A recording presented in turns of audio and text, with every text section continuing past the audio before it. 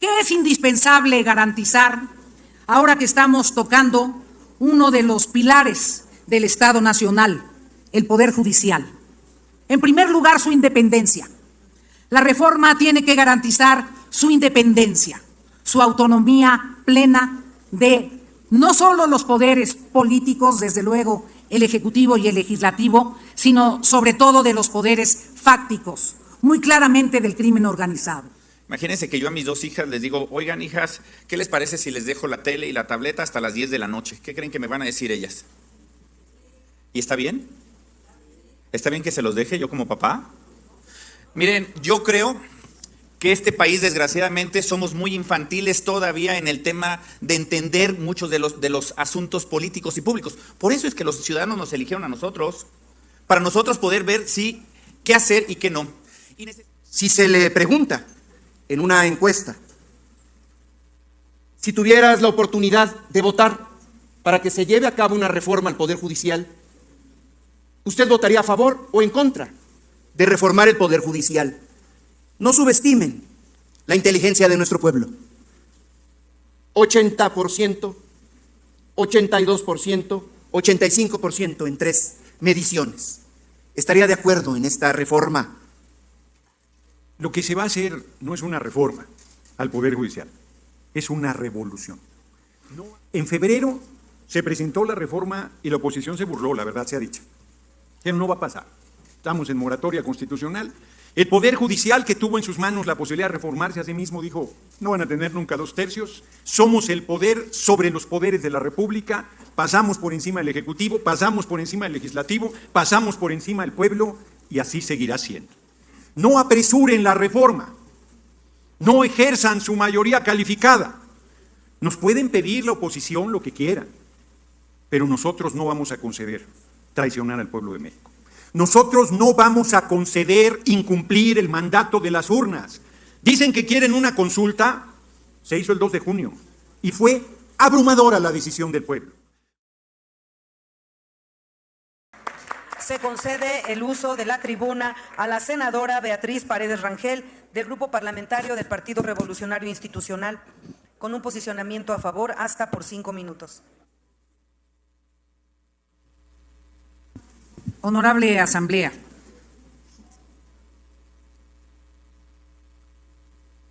el esfuerzo de consultas amplias sobre la legislación que analiza el Congreso de la Unión es una expresión de la evolución del sistema de democracia representativa que forma parte de la transición democrática en nuestro país.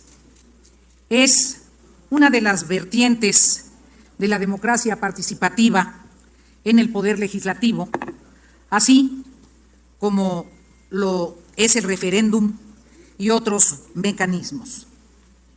Para que esta expresión tenga credibilidad y sea consistente con la evolución democrática del sistema de la democracia representativa en el ámbito parlamentario, es fundamental que el ejercicio de participación trascienda el mero alegato, la consulta, la exposición de posiciones y se enriquezcan las iniciativas con aquellas propuestas, aquellos argumentos que puedan perfeccionar las iniciativas. Por eso me parece pertinente, además de que votaremos a favor del dictamen que se nos consulta, que haya posteriormente un análisis de cómo consolidar estos mecanismos y que se revise en la legislación interna de nuestro Parlamento si se establece que sean vinculatorios los resultados de las consultas, si se establece que después de las consultas las comisiones encargadas de llevarlas a cabo presenten las conclusiones de las mismas y generen una serie de recomendaciones a las comisiones ordinarias dictaminadoras para que sean vinculatorias las recomendaciones que hayan alcanzado consensos. Pero es el caso que esta construcción de Parlamento abierto se da en una coyuntura específica.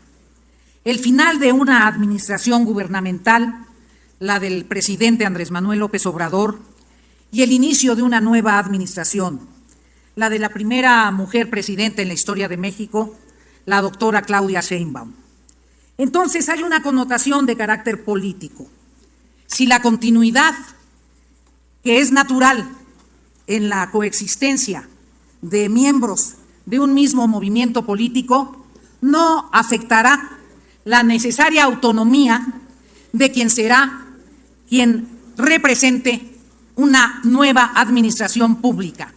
Y si el margen de maniobra y de ejercicio en el poder de la nueva presidenta se dará con toda la independencia que requiere el Estado mexicano para su renovación. Creo que también eso está en juego en la valoración de esta importante reforma. Hay algunos elementos que es importante subrayar para que la nueva legislatura tome en cuenta. ¿Qué es indispensable garantizar ahora que estamos tocando uno de los pilares del Estado Nacional, el Poder Judicial? En primer lugar, su independencia. La reforma tiene que garantizar su independencia, su autonomía plena de no solo los poderes políticos, desde luego el Ejecutivo y el Legislativo, sino sobre todo de los poderes fácticos, muy claramente del crimen organizado. En segundo lugar, su neutralidad con el soporte del conocimiento jurídico, su profesionalismo, su eficacia, y eso supone la agilidad en el tratamiento de los asuntos y desde luego el respeto a las condiciones laborales de quienes han hecho posible el funcionamiento de ese poder. Tenemos que tener una perspectiva federalista porque somos una república y esperamos ahí que se respete la soberanía de los estados y la realidad de nuestras entidades federativas. Votaremos a favor del dictamen. Gracias. Gracias, senadora. Se concede el uso de la palabra al senador José Erandi Bermúdez Méndez, del Grupo Parlamentario del Partido Acción Nacional, con un posicionamiento a favor hasta por 5 minutos. Gracias, senadora presidenta. Compañeros, compañeras legisladoras, legisladores, yo creo que este es un tema muy trascendente, sobre todo para nosotros, legisladores de esta comisión permanente, que probablemente ya no volvamos a tocar nosotros este tema. Como bien se anunció, la siguiente legislatura es la que va a llevar la responsabilidad de un tema tan trascendental para la vida política pública de nuestro país, que es la reforma al Poder Judicial. Y es un tema muy complejo. Aplaudo y estamos de acuerdo en que se lleven estos foros. Yo creo que estamos de acuerdo. Coincido con mi compañera la senadora Paredes para que estos foros sean vinculantes y no solamente sean esta caja de desahogo para poder escuchar a muchas voces si están a favor o en contra. Pero yo sí les quiero pedir a todas y todos ustedes, que probablemente a todos los que estamos aquí, algunos no, porque van a repetir en alguna en la 66 legislatura, pero la gran mayoría no vamos a tener la posibilidad de incidir realmente en lo que quiere este país. Y hablamos de una reforma de un poder judicial y prácticamente se toca principalmente que si tenemos que elegir a los jueces, magistrados y ministros. Lo que más le duele a los ciudadanos es el tema del fuero común. No es tanto el fuero federal, y lo sabemos. Los delitos, aquí hay compañeros que fueron gobernadores, saben perfectamente a lo que me refiero. No es tanto el tema federal, es el tema del fuero común. Y el problema es que tenemos que modificar este sistema. Y este sistema no se va a modificar solamente con cambiar o hacer una nueva propuesta para que podamos elegir a diputados, magistrados y ministros. Todos los que estamos aquí, sin excepción, llegamos a este escaño, a la Cámara de Diputados, por el voto popular. Y todos somos políticos. Y todos sabemos que para poder llegar a ocupar un lugar, pues tenemos que hacer campaña, ¿no? Y para hacer campaña necesitamos dinero, necesitamos recursos y necesitamos el acompañamiento de los ciudadanos o el apadrinamiento de un partido político o de otros intereses. Quiero advertir todo esto porque todo esto está en juego. Yo ayer que venía acá a la Ciudad de México platicando con mi tío que me acompaña hoy, le decía, imagínense que yo a mis dos hijas les digo, oigan hijas, ¿qué les parece si les dejo la tele y la tableta hasta las 10 de la noche? ¿Qué creen que me van a decir ellas? ¿Y está bien? ¿Está bien que se los deje yo como papá? Miren, yo creo que este país, desgraciadamente, somos muy infantiles todavía en el tema de entender muchos de los asuntos políticos y públicos. Por eso es que los ciudadanos nos eligieron a nosotros, para nosotros poder ver qué hacer y qué no. Y necesitamos una reforma integral. Ahorita escuchaba, y lo voy a aludir a mi compañero Israel Zamora, que está por acá, un gran amigo, de lo que la secretaria Rosa Isela hablaba y hacía mención de que un juez federal dejó libertad a un presunto delincuente, vamos a llamarlo así. Pero entonces esta reforma tiene muchos más aristas, y esta reforma de un sistema judicial pues transita en el tema penal por las fiscalías de los estados y la Fiscalía de la Federación. Pregunta, ¿las fiscalías de los estados a quién le rinden cuentas? A los congresos locales. Aquí vemos varios que creemos y lo sabemos que difícilmente un diputado local va a poderse oponer a un informe o de un fiscal local, ¿cierto o no? Pero esta reforma tiene que ir más allá, y yo lo voy a poner en la mesa. No me va a tocar a mí, pero a los que les toque ser diputados federales y senadores de la siguiente legislatura, yo les diría, ¿por qué los fiscales de los estados mejor no rinden cuentas al Senado de la República? Que rindan cuentas al Senado de la República en lugar de rendirle cuentas a los estados, ¿no? Porque esta juez, no sabemos los motivos por los que dejó en libertad a este presunto delincuente, pero probablemente el fiscal le faltó integrar una hojita a ese expediente. ¿Y qué creen el juez en esa imparcialidad? ¿Qué creen? Lo tengo que dejar en libertad porque la fiscalía no integró los expedientes como se deben de integrar. Aquí hay abogados expertos en la materia y que saben que esto trasciende por eso.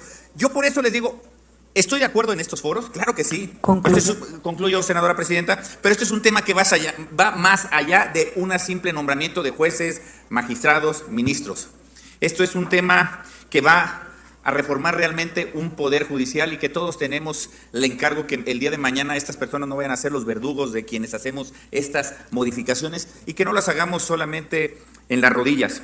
No solamente es una reforma al Poder Judicial Federal, tiene que transitar forzosamente por la reforma a los Poder Judicial de los estados y, ojo, a las fiscalías de los estados y a la Fiscalía de Federación. Es cuanto, senadora presidenta. Gracias, compañeras y compañeros. Buenas tardes. Gracias. Senador, se concede el uso de la palabra al senador Gabriel García Hernández, del Grupo Parlamentario Morena. Hasta 5 minutos, senador Gabriel. Gracias.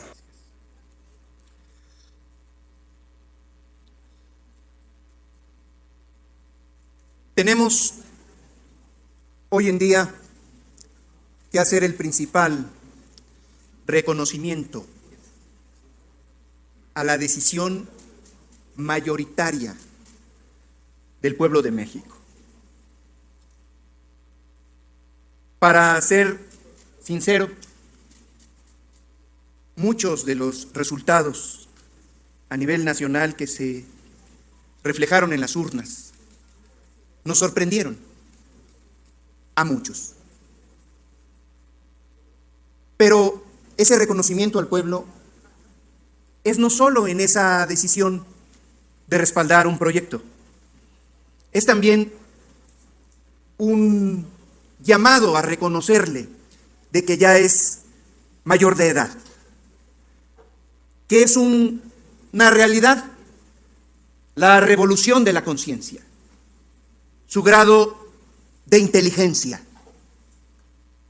el grado de avance que tiene nuestro pueblo en materia democrática. Si visitamos las calles, ¿cuál es lo que en propia voz, quienes participamos en este último proceso, pudimos percibir de la gente? No más jueces corruptos. Esa idea está perfectamente clara. Y una manera de desterrar la corrupción es haciendo transparente y al alcance del pueblo quiénes han de tomar esas decisiones. Por eso, si se le pregunta en una encuesta, si tuvieras la oportunidad de votar para que se lleve a cabo una reforma al Poder Judicial, ¿usted votaría a favor o en contra de reformar el Poder Judicial? No subestimen la inteligencia de nuestro pueblo. 80%, 82%, 85% en 3 mediciones. estaría de acuerdo en esta reforma? Siguiente pregunta. ¿Usted estaría de acuerdo o en desacuerdo con la creación de un órgano independiente al Poder Judicial de la Federación que vigile, investigue y sancione a los ministros, magistrados y jueces que incurran en alguna falta o en actos de corrupción? De acuerdo, 87%, 85%, 89%. Una gran mayoría estaría consciente. ¿Qué labor tenemos en estos diálogos?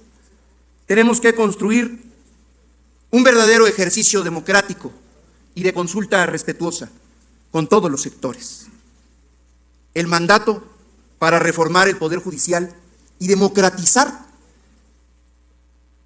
sus decisiones es definitivamente el mandato de nuestro gran soberano, nuestro pueblo.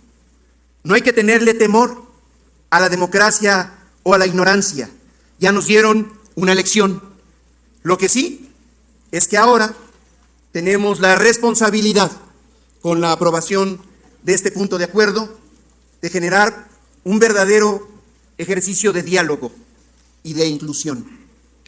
Creo que los diferendos que pudiera haber en la especificidad, hay tiempo suficiente para afinar detalles técnicos y jurídicos.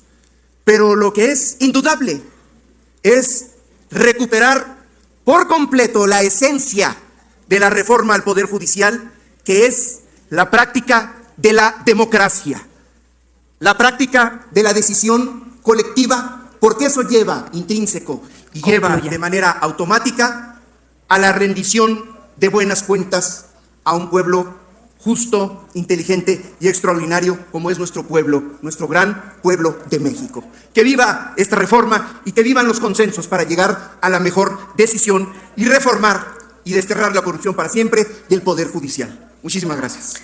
Gracias, senador.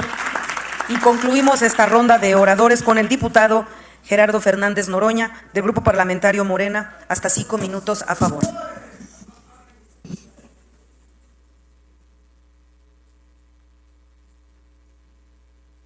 Antes de empezar, senadora presidente, parece que ha sido mucho pedir que nos pongan agüita aquí, porque yo me quemo siempre en las intervenciones, consumo mucha energía. Muchas gracias. Con mucho gusto. Solicito a Servicios Parlamentarios tener agua para todos los oradores en el Pleno. Adelante. Para que vean qué civilidad un compañero de Acción Nacional, muy agradecido. Voy a empezar mi intervención. Muchas gracias, senador presidente. Lo que se va a hacer no es una reforma al Poder Judicial, es una revolución. No hay ni un solo país del mundo que tenga un sistema como el que estamos planteando. En febrero se presentó la reforma y la oposición se burló, la verdad sea dicha. Pero no va a pasar. Estamos en moratoria constitucional. El Poder Judicial, que tuvo en sus manos la posibilidad de reformarse a sí mismo, dijo, no van a tener nunca 2/3, somos el poder sobre los poderes de la República, pasamos por encima del Ejecutivo, pasamos por encima del Legislativo, pasamos por encima del pueblo, y así seguirá siendo. Tomaron decisiones políticas disfrazadas de decisiones jurídicas. Y se dijo en la pasada sesión que queríamos venganza de ninguna manera. Queremos justicia y que nos dejen de robar. Lo que aquí no se dice, cuando se dice que se va a votar a favor pueblo de México, lo que aquí no se dice, y está dicho entre líneas, es no decidan que el pueblo elija a jueces, magistrados y ministros de la Corte. Porque el pueblo no está preparado, así decían de las mujeres antes de 1953. Les negaban el voto porque no estaban preparadas, decían. Y hoy, por primera vez en 200 años, una mujer va a ser presidente de la República, la compañera presidente Claudia Sheinbaum Pardo. Nos tardamos mucho por estos prejuicios, por estas descalificaciones. El que puede lo más, puede lo menos. El pueblo va a elegir en el primer trimestre de 2025 a ministros, jueces y magistrados. Sí va a ser así. No apresuren la reforma. No ejerzan su mayoría calificada. Nos pueden pedir la oposición lo que quieran, pero nosotros no vamos a conceder traicionar al pueblo de México. Nosotros no vamos a conceder incumplir el mandato de las urnas. Dicen que quieren una consulta, se hizo el 2 de junio, y fue abrumadora la decisión del pueblo. Confirmado en las encuestas, nos decía nuestra virtual compañera presidente Claudia Sheinbaum Pardo, yo en una pregunta de la prensa dije pues, que se haga una encuesta, Dije, mínimo va a ser el 60% los que nos apoyaron. 75% está de acuerdo en la elección directa de jueces, magistrados y ministros. Casi 90% está de acuerdo en la reforma. 80% votaría a favor de la reforma. O sea, ¿qué encuesta, qué consulta quieren? Lo que aquí se plantea, miren, el día de hoy, el gobernador de Guanajuato nombra a Elvia Oralia del Pilar Durán Isaías, magistrada del Tribunal de Justicia Administrativo. Elvia Oralia es esposa del fiscal Samarripa, de Guanajuato. Pues esto es lo que no queremos más. Esto es lo que dicen que queremos, el control de la Corte. Pues sí, la virtual compañera presidente Claudia Sheinbaum Pardo tiene 2/3 del Senado y podría decidir los ministros de la Corte que vienen. Y podríamos presionar para que los más corruptos ministros de la Corte, a ver quién cierra la puerta, salieran. Y podríamos tener el control de la Corte. No queremos el control de la Corte, queremos justicia. No tienen confianza en el pueblo, 16 millones o poco más votaron por la derecha. Y votarán por ministros que les parecen bien. Los requisitos son los mismos. ¿De dónde vamos a sacar a los abogados? ¿De Marte? No, son los que hoy ejercen, los mismos. Pero van a estar controlados por el pueblo. El poder ejecutivo, somos un régimen presidencialista, lo decide el pueblo. El poder legislativo lo decide el pueblo, el poder judicial lo va a decidir el pueblo. ¿Que no va a haber carrera magisterial? Claro que sí, cada 6 años se pueden reelegir los jueces hasta el final de sus días. Los ministros de la Corte no, después de llegar al máximo de su responsabilidad se irán. Se acabaron bueno, todavía no se acaban, pero se van a acabar las pensiones vitalicias. Se acabó.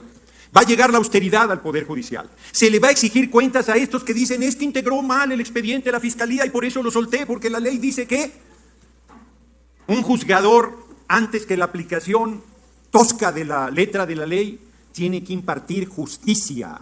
Y soltar criminales es generar impunidad en este país. Eso es lo que el pueblo no aguanta más. No tienen manera de defender a ese Poder Judicial. ¿Pueden enriquecer? Claro que sí, aquí varias cosas se han planteado. Concluya. Yo digo, por ejemplo, ya se me acabó el tiempo. Yo digo, por ejemplo, que no hay una Defensoría del Pueblo. No sirven con todo respeto, los abogados de oficio, que defienden al pueblo que no tiene recursos para defenderse. Sí, claro que se puede enriquecer, pero que quede claro, termino, que se oiga bien y que se oiga lejos, la reforma del Poder Judicial va. Le vamos a cumplir al pueblo. En septiembre estará. En septiembre estará. Y se va a elegir ministros, magistrados y jueces en el primer trimestre de 2025 y se le dará al INE los recursos suficientes para que organice esa elección. Le vamos a cumplir al pueblo. Grande el pueblo de México, larga vida al pueblo de México, y nosotros no tenemos más camino, y con mucha honra lo haremos, que cumplir el compromiso que le hicimos al pueblo para que acudiera a las urnas a respaldarnos. Así será. Gracias.